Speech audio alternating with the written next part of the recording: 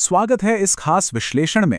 आज हम सब एक बेहद अद्भुत और रोमांचक सफर पर निकलने वाले हैं। आज की चर्चा में हम उस स्रोत सामग्री को डिकोड करेंगे जो पृथ्वी के उस उथल-पुथल भरे भूवैज्ञानिक और जैविक इतिहास को समझाती है जिसने हमारी इस दुनिया को आकार दिया है। सच मानिए, यह विनाश और निर्माण के अंतहीन चक्र से गुजरते हुए आज तक पहुंचने की एक रोंगटे खड़े कर देने वाली सर्वाइवल कहानी है।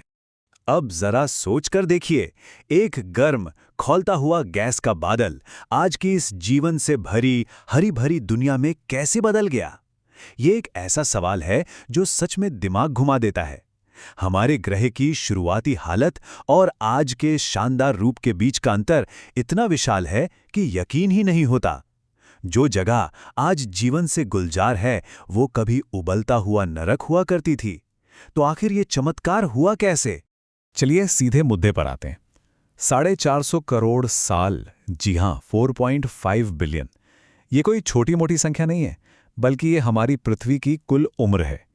इस टाइमलाइन की विशालता को समझना बहुत ज़रूरी है, क्योंकि यहाँ जो भी भूवैज्ञानिक या जैविक बदलाव हुए हैं, उनमें रातों रात का नहीं, बल्कि लाखों करोड़ों सालों का समय लगा है। इसे ब्रह्मांड का सबसे लंबा और सबसे धीमा नाटक भी कहा जा सकता है। तो शुरुआत करते हैं पहले हिस्से से, सौरमंडल का जन्म। कहानी की शुरुआत होती है बहुत दूर अंतरिक्ष में एक मरते हुए तारे के भयानक विस्फोट से, जिसने आसपास की धूल और गैस को एक साथ दबाना शुरू किया। फिर हाइड्रोजन और हीलियम के भयंकर दबाव से एक और धमाका हुआ और जन्म हुआ हमारे सूरज का। इसके बाद गुरुत्वाकर्षण के खेल में चट्टानें और उल्कापिंड आपस में बुरी तरह टकराने लगे और इन्हीं टकरावों से बुध, शुक्र, मंगल और हमारी पृथ्वी जैसे ग्रह बने। लेकिन सबसे खौफनाक घटना तो तब घटी जब थिया नाम का एक पूरा का पूरा ग्रह हमारी पृथ्वी से आ टकराया। इस महाटक्कर से जो मलबा अंतरिक्ष में बिखरा, उसने एक रिंग बनाई और वही मलबा बाद में जुड़कर हमारा चांद बन गया। है ना कमाल की बात? अब बढ़ते हैं दूसरे हिस्से की तरफ, महासागर और प्रारंभिक जीवन। ये बदलाव सच में एकदम चरम था। जरा कल्पना कीजिए, एक तरफ 8,500 डिग्री सेल्सियस के उबलते लावे का भयानक योग और दूसरी तरफ एक ऐसा दौर जब लाखों सालों तक पृथ्वी पर ऐसे उल्कापिंडों की लगातार बारिश हुई जो अपने साथ नमक, खनिज और पानी लेकर आए थे। इसी पानी ने धीरे धीरे इस सुलगते हुए आग के गोले को शांत किया और हमारे विशाल महासागरों की नींव रखी। और सबसे दिलचस्प बात क्या है पता है? पृथ्वी पर जीवन की शुरुआत किन्हीं बड़े और विशाल जानवरों से नहीं हुई थी, बल्कि एकदम छोटे सूक्ष्म जीवों से हुई थी। ये शुरुआती माइक्रोब्स समंदर की गहराइयों में उबलते ज्वालामुखियों के बीच एकदम विपरीत और खतरनाक हालातों में पैदा हुए थे। और सबसे बड़ी बात तो ये है कि उन्होंने खनिजों और सूरज की रोशनी का इस्तेमाल करके एक बाय प्रोडक्ट के तौर पर ऑक्सीजन छोड़ना शुरू कर दिया। ये वो पहला कदम था जिसने भविष्य के सांस लेने लायक वायुमंडल की बुनियाद रखी। आइए अब तीसरे हिस्से पर नजर डालते हैं, ऑक्सीजन और हिमयुग। इसे अक्सर ऑक्सीजन संकट कहा जाता है। हुआ ये कि जब वातावरण में बहुत ज्यादा ऑक्सीजन भर गई तो जमीन और पानी में मौजूद लोहे ने इस ऑक्सीजन के साथ रिएक्ट करना शुरू कर दिया।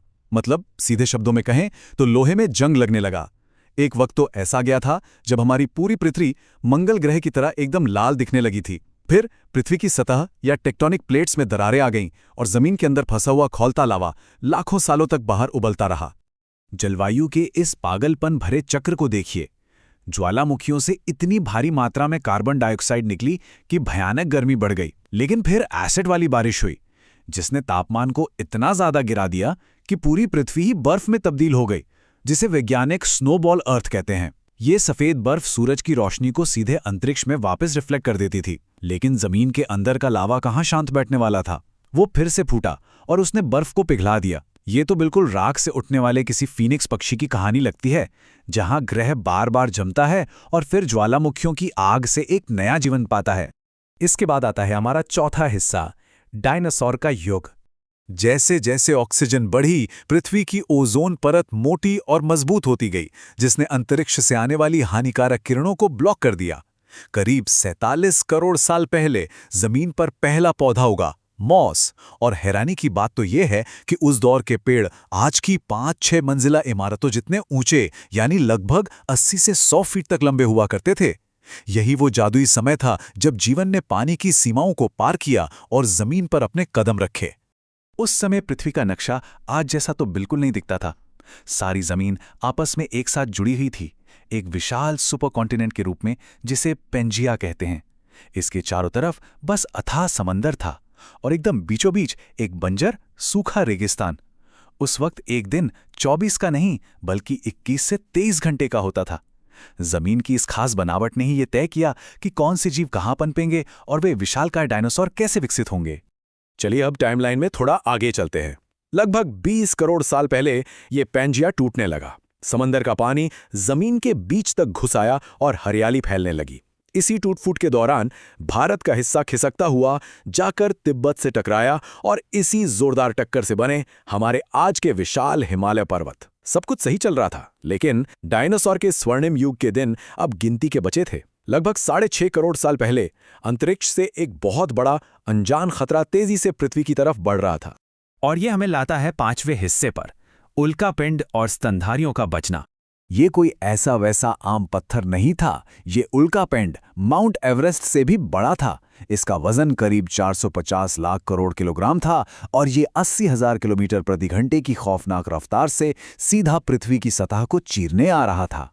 इन आंकड़ों को देख के ही अंदाजा लग जाता है कि इस भयंकर आपदा से बचना पूरी तरह असंभव था। स्रोत में एक लाइन है जो इस घटना की भयावहता को बिल्कुल सटीक तरीके से बयां करती है। टकराव से निकलने वाली ऊर्जा आज के 10 करोड़ परमाणु बम एक साथ फटने के बराबर थी। जरा सोचिए इस बारे में, 10 करोड़ परमाणु बम। जहां ये उल्कापिंड गिरा, वहां के पेड़ पौधे जानवर सब कुछ पलक झपकते ही भाप बनकर उड़ गए। वो सचमुच दुनिया के रातों रात भस्म हो जाने जैसा था। लेकिन तबाही सिर्फ उस टक्कर से खत्म नहीं हुई। उल्कापिंड गिरने से उड़ी धूल के घने बादलों ने सूरज को ही ढक लिया और पूरी दुनिया में एक लंबा काला अंधेरा छा गया। ऊपर से सुनामी, भूकंप और एसिड की बारिश ने सतह को एक जीते जागते नर्क में बदल दिया। वो विशालकाय डायनासोर जिन्हें जिंदा रहने के लिए बहुत ज्यादा खाने की जरूरत थी, वो सब भुखमरी के शिकार हो गए और हमेशा के लिए विलुप्त हो गए। लेकिन इस भयानक विनाश के बीच भी एक उम्मीद बाकी थी। हमारे पूर्वज यानी शुरुआती स्तनधारी जीव, जो आकार में काफी छोटे थे, उन्होंने जमीन के अंदर गहरे बिलों में छुपकर इस प्रलय से अपनी जान बचा ली। देखा जाए तो डायनासोर के अंत ने ही स्तनधारियों के लिए इस ग्रह का वारिस बनने का दरवाजा खोला। अब हम पहुंचते हैं छठे और सबसे अहम हिस्से पर, मानव युग। उस प्रलय के बाद पृथ्वी हजारों सालों तक जमकर ठंडी पड़ी रही। जब 80,000 से ज्यादा सालों के बाद बर्फ पिघली तो अफ्रीका में घने जंगल उगे, लेकिन जलवायु परिवर्तन की वजह से वो जल्दी ही सूखने भी लगे। ऐसे में पेड़ों पर रहने वाले हमारे पूर्वजों के सामने खाने का भारी संकट आ गया और इसी दबाव ने उन्हें पेड़ों से नीचे उतरने और शिकार की तलाश में अपने 2 पैरों पर चलने के लिए मजबूर कर दिया। यहीं से वे वानर या एप्स के रूप में पूरी दुनिया में फैले और अलग-अलग मौसमों के हिसाब से खुद को ढाल लिया। तो यहां ध्यान देने वाली बात यह है कि विकास की गति अचानक से बहुत तेज हो गई। पत्थरों से हथियार और औजार बनाने से लेकर आग पर काबू पाने तक, और फिर भाषा, संस्कृति, परिवार और धर्म जैसी चीजों के निर्माण ने सब कुछ बदल कर रख दिया। इन मील के पत्थरों ने देखते ही देखते होमो सेपियंस को इस ग्रह की सबसे उन्नत, स्मार्ट और शक्तिशाली प्रजाति बना दिया। लेकिन स्रोत सामग्री अंत में एक बहुत ही कड़वा और तथ्यात्मक सच हमारे सामने रखती है। जिस पृथ्वी को अपने आज के इस रूप में आने के लिए पूरे 450 करोड़ साल की भयंकर उथल-पुथल, ज्वालामुखियों, हिमयुगों और उल्कापिंडों की मार झेलनी पड़ी, आज उसी पृथ्वी पर प्रदूषण और कार्बन डाइऑक्साइड का स्तर मानव इतिहास के एक बहुत ही छोटे से समय में बिना किसी रोक-टोक के तेजी से बढ़ रहा है।